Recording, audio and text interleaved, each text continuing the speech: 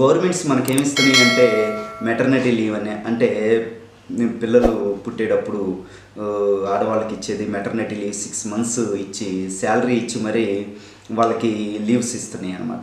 తర్వాత child care leave అని రకరకాల 3 months 4 months అని 18 years లోపు 2 years అని చైల్డ్ కేర్ లీవ్, ఇట్లా రకరకాల leaves governments private sectors provide చేస్తూ ఉన్నాయి. ఈ పిల్లల కోసం, పిల్లల కేర్ కోసం, పిల్లల భర్త కోసం ఇలాంటివన్నీ ఫెసిలిటీలు కల్పిస్తుంది. వీటన్నిటికన్నా నెక్స్ట్ ఇంకోటి ముఖ్యమైనది ఏంటంటే పేరెంటింగ్ టైం.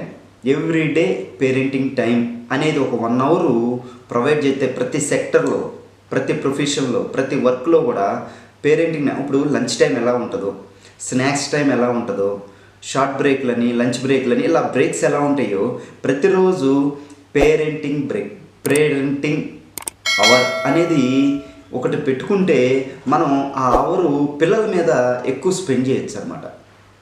అంటే పిల్లల కోసం ఒక 1 hour ఎవ్రీడే 4 to 5 అవ్వచ్చు, 5 to 6 అవ్వచ్చు, 6 to 7 అవ్వచ్చు, ఏదో ఒక 1 hour పిల్లల కోసం గవర్నమెంట్లు కానీ ప్రైవేట్ సెక్టర్స్ కానీ ఇట్లా ఒక రూల్ పాస్ చేసి ఒక 1 hour మనకు కల్పిస్తే ఆ 1 hour పిల్లలతో స్పెండ్ చేసిన టైము మనకెంతో వాల్యుబుల్ అనమాట.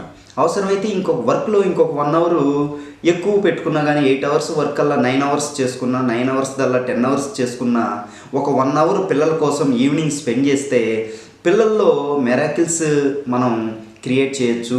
ఫ్యూచర్లో మంచి ఫ్యామిలీ బాండ్ కానీ, మంచి బిహేవియర్ గల పిల్లల్ని కానీ, పౌరులను కానీ మనం తీర్చిదిద్దే అవకాశం ఉంటుంది అన్నమాట.